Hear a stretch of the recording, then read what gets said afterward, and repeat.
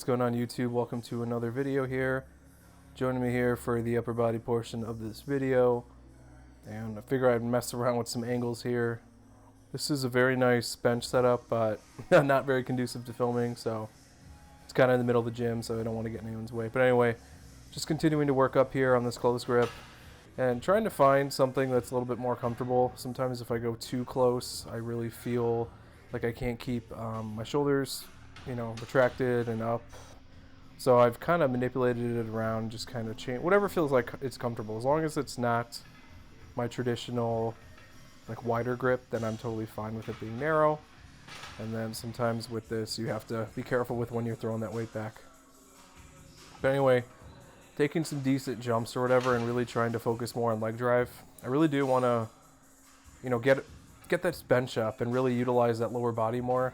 And I think you can see it here where I'm literally driving, and before it was all more of like an upper body movement. And I think having to rebuild this bench has been actually a blessing in disguise. I've had to kind of work myself back up, change some things around. You can see how narrow I'm going on here, and with these long long forearms, it makes the benching and pressing a little bit more difficult. Seems a little bit more strenuous, but that's fine. I'm going to work around with what I got.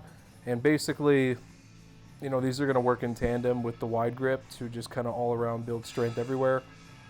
When you're going wide, you're cutting range of motion. When you're going narrow, you're kind of adding range of motion depending on where you grip.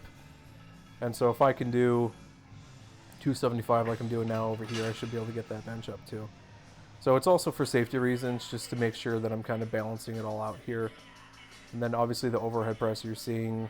And I've been moving around some exercises depending on how busy the gym is. So the overhead press is on the other side, so sometimes it's being used for things. And because this is like the upper body gym, I've only seen a handful of people squatting here.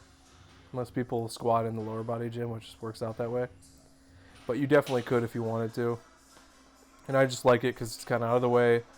Can do what I need to do and then get some kind of cool angles here. So there's a mirror here in front, which is always nice for not only filming, but also seeing yourself some feedback. And so I think on overhead press, it's super important just to kind of see all that together.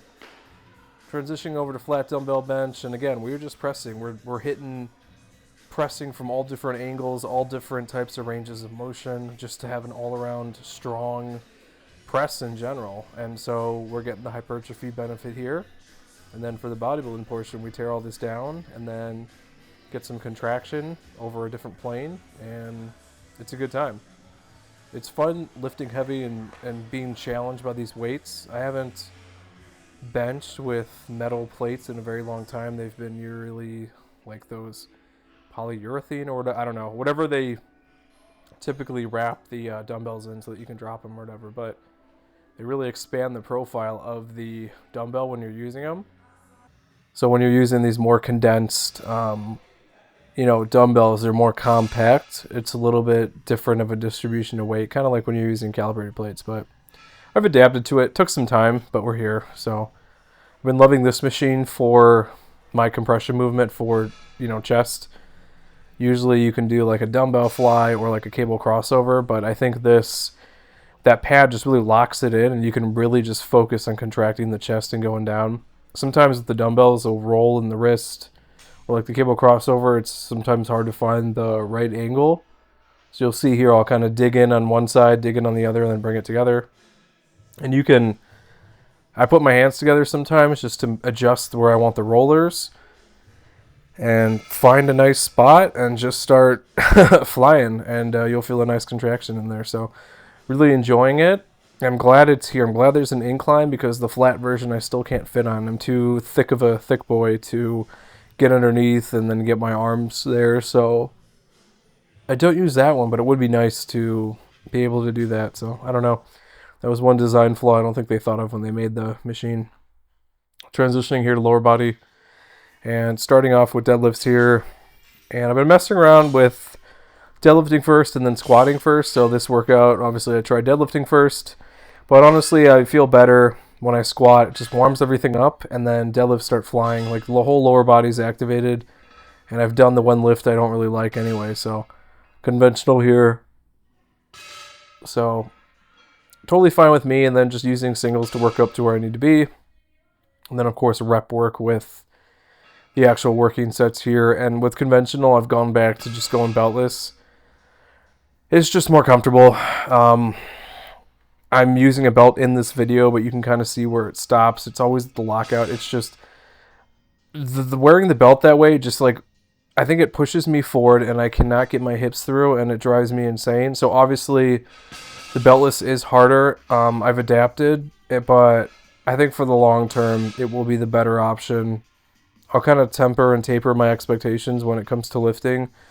I'm just not trying to just destroy my body, but it will kind of, you know, make sure I'm not lifting more than I should. And then on sumo, no issue with the belt. If anything, it's an added benefit. I just, until I can figure out what the hell is going on with my body and this torso, like just the way I carry body fat just throws off my deadlift leverage just so much, and it drives me absolutely up a wall because I have so much power off the floor, and then I'm fighting that lockout. And I think it's directly related to that upper body stomach area fat, which is funny as hell because you'll look at here and I look fine from the back, and then it's just all in front, which, you know, it's just not fun.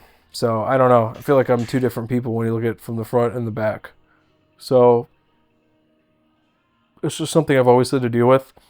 And in the past, I've made changes to only deadlifting beltless. And it definitely does take some time to get used to, because that core is going to get taxed, and it's going to take a lot of the other lifts that you're doing, and you're going to have to like deal with that, especially with the overhead press. But because in the past, I was lifting a lot more weight with the overhead press, I haven't really felt much of a difference here, and I'll just wear a belt on that when I do it, which you saw. And then that's usually enough to like remedy that whole situation here. But belt on squat has been the move lately, just because using this bar, almost everything is kind of pushing you forward. So you really need a core that is strong, stable, and whatever you can do to kind of stay upright. And again, I'm going to just kind of modify things. And in a workout I've done lately, actually the squat shoes have been benefiting me, and I think I may make a transition back. I think if you're doing a barbell squat where the bar is further down your back, it's easier to sit back with those flat heels. But with that bar, it's always going to pitch me forward, and so naturally just having that angle of the heel just allows me to sink into the hole a little bit easier, less stressed, and you know, that's just how it is. So it's conducive to how I am built and keeps me safe or whatever when I'm squatting. So yeah, like I said, I hate squatting. It is my least favorite exercise of all exercises, and I know they're beneficial, so I have to do them.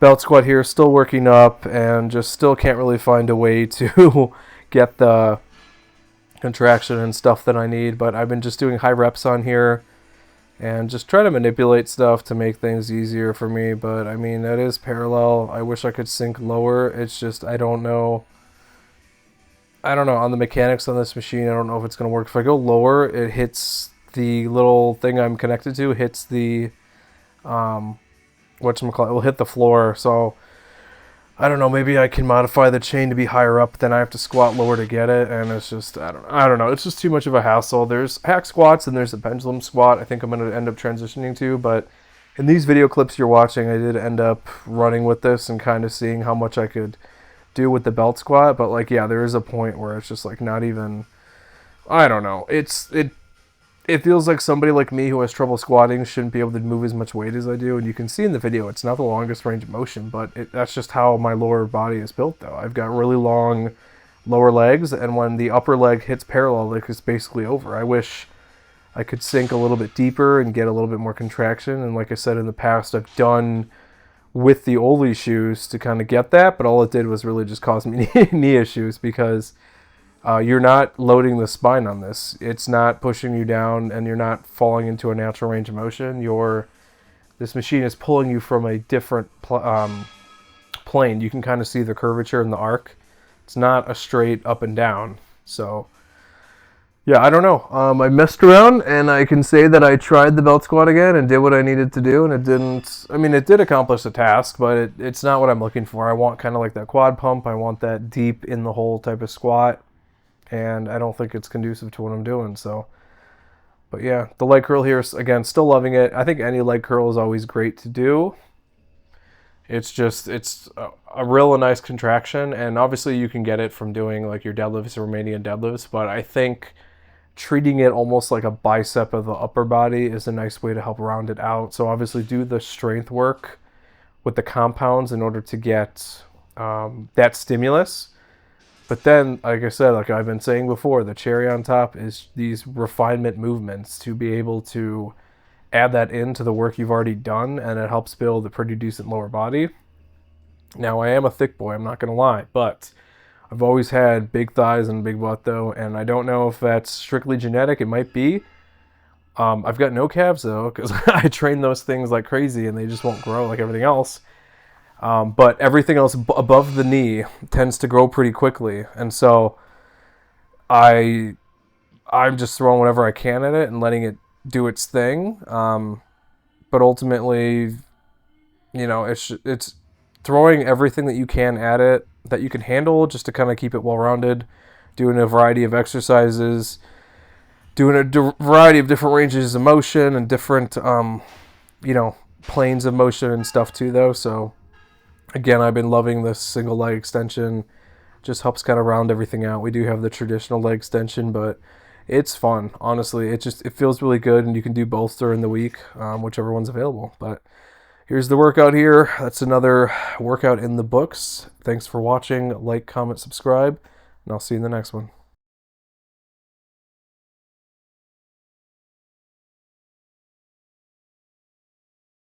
Thanks for watching the latest video. If you want to help support the channel, I actually own my own wet shaving and grooming e-commerce website where everything's handmade by me. It's www.apexsoaps.com, and you can get a 10% off code using wet shaver. We've got some cool scents here. We've got some Coca-Cola scents, a horchata scent, traditional barbershop, just some really cool stuff. And you can purchase samples or you can buy the whole set.